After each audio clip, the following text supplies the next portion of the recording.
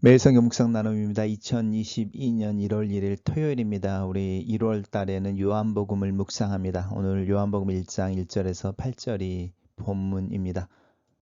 본문을 읽습니다. 태초에 말씀이 계시니라. 이 말씀이 하나님과 함께 계셨으니 이 말씀은 곧 하나님이시니라. 그가 태초에 하나님과 함께 계셨고 만물이 그로 말미암아 지은 바 되었으니 지은 것이 하나도 그가 없이는 된 것이 없느니라. 그 안에 생명이 있었으니 이 생명은 사람들의 빛이라. 빛이 어둠에 비치되 어둠이 깨닫지 못하더라. 하나님께로부터 보내심을 받은 사람이 있으니 그의 이름은 요한이라. 그가 증언하러 왔으니 곧 빛에 대하여 증언하고 모든 사람이 자기로 말미암아 믿게 하려 함이라. 그는 이 빛이 아니요 이 빛에 대하여 증언하러 온 자니라. 오늘의 본문은 4개의 단락으로 나눠져 있습니다.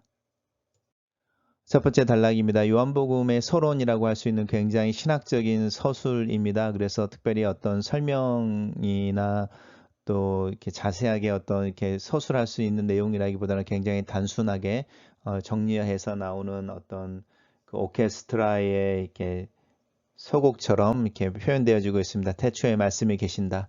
태초라고 하는 부분은 창세기 1장에 나오는 태초와는 조금 다른 부분입니다. 창세기 1장은 우주의 어떤 기원에 대한 이야기를 한다고 하면 이 태초라고 하는 부분은 우주의 기원 이전에 어떤 훨씬 더 그것보다 더 먼, 그래서 원래의 이렇게 말하는 부분이라고 할 수 있습니다.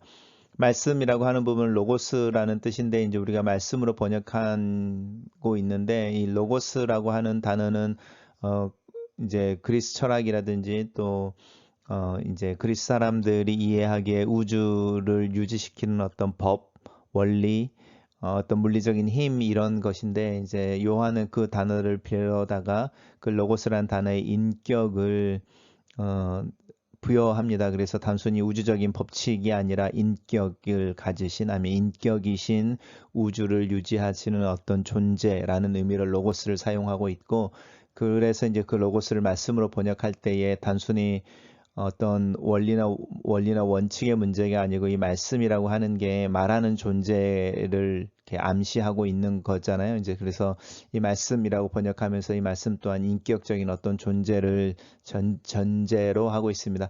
그래서 이 말씀이 하나님과 함께 계셨다. 그리고 말씀이 곧 하나님이다라고 이 우주를 만드시고 또 우주를 유지하시고 우주가 지속되어지도록 하는 어떤 존재에 대해서 그분이 하나님이셨다 이렇게 말하는 부분입니다. 2절에서는 이제 1절에 썼던 내용을 다시 이렇게 반복합니다.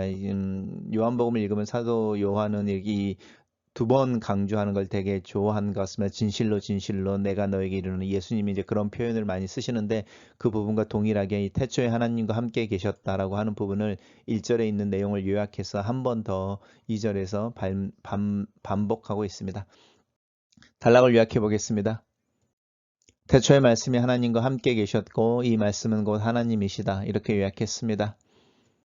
두 번째 단락에서는 이제 그 말씀이 만물의 기원이라고 하는 그 로고스의 원래적 기능 아니면 역할에 대한 이야기를 하고 있습니다. 그래서 이 만물이 그로 말미암아 지은 바 되었다. 그래서 말씀이 만물을 지은 바 되었다 이야기하는 부분이고 이게 구약으로 넘어가서 하나님의 창조하실 때와 비교하면 사실은 하나님의 천지를 창조하실 때 말씀으로 창조하시고 지혜로 창조하셨다. 그래서 2개의 이야기가 나오는데 말씀으로 창조하신 부분은 하나님의 능력에 의한 창조를 강조합니다. 빛이 있으라 하면 있는 거죠. 그렇게 하나님의 말씀이 이루어지는 것에 대한 이야기를 하고 있다면 지혜로 이루어지는 창조는 이제 경계가 정해지는 거죠. 물의 경계가 정해지고 땅의 경계가 정해지고 어떤 새들의 영역이 정해지고 이렇게 말하는 구체적으로 이제 세밀하게 하나님이 천지를 창조하실 때 이제 굉장히 많은 생각과 또 지혜를 가지고 이제 하신 부분에 대한 이야기를 하고 있어서 이 지혜라고 하는 부분은 이제 훨씬 더 구체적인 어떤 말씀에 의한 천지가 만들어지는 과정을 이야기합니다. 그래서 말씀은 능력을 의미하고 지혜는 세세함을 이야기하는데 이 2가지가 이제 예수님에게 적용되어질 때는 지혜와 연관되어져서 하나님의 능력으로서가 아니고 하나님의 지혜로서의 이 만물이 지어지는 과정 속에서 함께 하셨던 그 말씀이 하나님 이제 이 논리를 쓰고 있습니다. 신학적이어서 조금 설명이 좀 어렵기도 한 것 같습니다. 지은 것이 하나도 그가 없이 된 것은 없다. 그리고 사실은 그를 위해서 지어졌다 이렇게 말합니다. 그래서 골로새서로 가면은 이제 사도 바울은 이 논리를 예수 그리스도를 통하여 만물이 창조되었고 예수 그리스도를 위하여 창조되었고 그리스도 안에서 이 만물이 존재한다 이 말을 쓰고 있어서 요한이 이야기하고 있는 내용을 더 확장하고 있습니다.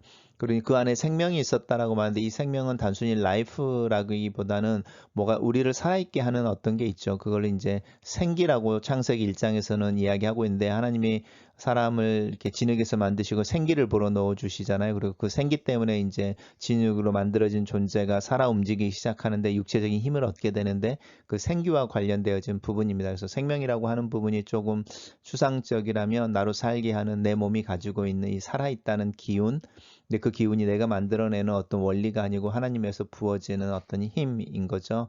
하나님의 호흡인 거죠. 그런 의미에서 이제 이 생명입니다. 그래서 하나님 그 말씀 안에 이 생기라고 하는 살아있게 하는 생명력이 있어서 하나님 그 말씀이 천지를 창조하실 때 그 생기가 이렇게 만물들 안에 들어가서 만물들이 살아있고 특별히 이제 사람들과 관련해서도 마찬가지죠. 그래서 이것이 이제 사람들의 빛이 된다 이렇게 이야기합니다. 단락을 요약해 보겠습니다. 말씀으로 말미암아 만물이 지은 바 되었고 말씀 안에는 생명이 있다. 이렇게 요약했습니다.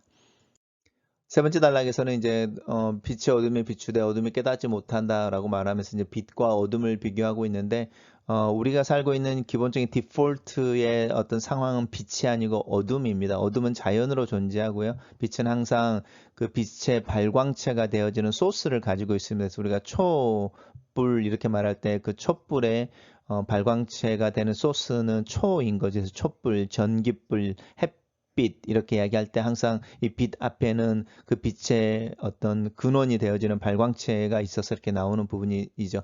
그런 의미에서 이제 이 빛이 어둠에 비춘다라고 말할 때 이 빛의 발광체가 있어야 되는데 그 발광체가 뭐냐라고 하는 부분이 요한이 이제 1장 1절에서 계속 이야기해 오는 그 말씀인 것이죠.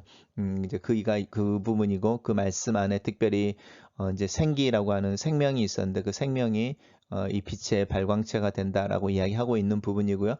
그러면 이제 반대로 이 빛이 생명이 말씀 안에 있는 생명이 빛의 발광체가 된다고 하면 어둠은 그 빛이 없는 것을 의미하니까 이제 그 발광체인 생명이 없는 게 되는 거죠. 그래서 이제 어둠이라고 하는 부분은 생명이 없는 죽음을 의미하기도 합니다. 단락을 요약해 보겠습니다. 빛이 어둠에 비추되 어둠이 깨닫지 못하였다. 이렇게 요약했습니다. 마지막 단락에서는 이제 세례 요한이라는 이야기가 언급되어지고 있습니다. 이제 우리가 이제 세례라는 말을 쓰는 것은 요한의 사역이 세례를 주는 사역이어서 그렇습니다. 그래서 이제 하나님께서 이 세례 요한을 통하여 빛에 대해서 증언하고 또 그의 증언을 통해서 많은 사람들이 모든 사람이 이 빛을 믿게 하기 위해서 앞에 세운 자이고 세례 요한은 빛이 아니다라고 분명히 이야기하고 있습니다. 우리 요한복음 이제 묵상하게 되는데 많은 사람들이 세례 요한이 메시아가 아닐까 이제 이런 의문을 품고 있었는데 그것에 대해서 아니다라고 명확하게 이제 이렇게 결론을 내리는 부분이고 오히려 증언자, 증인이다 이렇게 이제 이야기하면서 요한 복음의 이야기가 이제 시작되어질 것 같습니다. 단락을 요약해 보겠습니다. 세례 요한은 하나님의 보내심을 받아 빛에 대해 증언하여 모든 사람이 그 빛을 믿는 것을 돕는 증인이었다. 이렇게 요약했습니다. 첫 번째 묵상 나눔입니다. 태초에 말씀이 계셨다. 이 말씀이 하나님과 함께 계셨다. 이 말씀이 곧 하나님이다. 이 단순한 선언이 우주를 흔드는 믿음의 능력의 시작이 된다. 이 세상의 원리가 되는 존재가 있다는 점이다. 이 세상의 존재의 이유와 근거가 되는 분이 있다. 이분은 단순히 우주적 물리적 법칙이 아니라 비인격적인 힘이 아니라 인격적이시고 영원하시다. 자신이 지은 만물과 관계하는 분이시고 만물을 붙드시는 분이다. 이분이 나의 존재의 근거가 되신다. 나의 존재의 이유와 목적이 내 스스로에게서 나오지 않고 나를 만드시고 나로 존재하게 하시는 분에게서 나온다. 이분이 지금도 내 삶의 원리이고 원인이시다. 두 번째 묵상 나눔입니다. 만물이 이 말씀에 의해 존재한다. 이 말씀을 위해 존재한다. 이 말씀 안에 존재한다. 이 말씀 안에는 태초에 진흙에서 만들어진 사람 안으로 내쉬어진 하나님의 숨, 즉 생기가 있다. 그래서 이 말씀은 만물을 살게 하시는 분이다. 이 생기가 사람을 살게 하고 사람으로 움직이게 하고 사람을 생각하며 깨닫게 한다. 이 생기가 사람의 생명의 근거가 된다. 나의 육체적 생명력의 특징이 바로 이 생기인데 이 생기가 하나님이신 말씀 안에 있다. 세 번째 묵상 나눔입니다. 어둠은 생명을 가로막는 죽음이다. 이 어둠 안에서 생기는 사그러들며 생명은 죽어간다. 서서히 온도가 올라가는 냄비 안에서 감각 없이 죽어져가는 개구리처럼 어둠은 생기를 맞고 생명을 죽인다. 빛이 어둠에 비추나 어둠이 깨닫지 못하게 된다. 이 무지 때문에 말씀은 육신이 되어 직접 이 어둠 안으로 들어오신다. 마지막 묵상 나눔입니다. 세례 요한이 하나님의 보내심을 받아 말씀을 위한 증언으로 살아낸 것처럼 나 또한 하나님의 보내심을 받아 이 세상에 존재하고 있음을 깨닫는다. 하나님은 나에게 이 말씀을 위한 증언의 삶을 동일하게 요청하고 계신다. 세례 요한이 자신의 사명에 충실했던 것처럼 나 또한 이 사명에 충실해야 한다.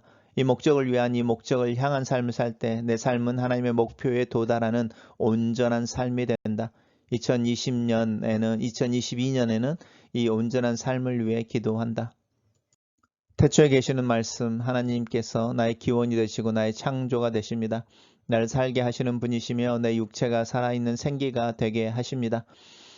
나는 그 말씀의 증인으로서의 삶을 살도록 보내심을 받은 것을 믿습니다. 2022년의 내 삶이 하나님이신 말씀을 위해 살기를 원합니다. 내 삶을 사용하시옵소서. 내 입과 내 몸을 통해 말씀의 신비와 하나님의 풍성한 보화의 비밀이 나타나기를 예수님의 이름으로 기도합니다. 아멘.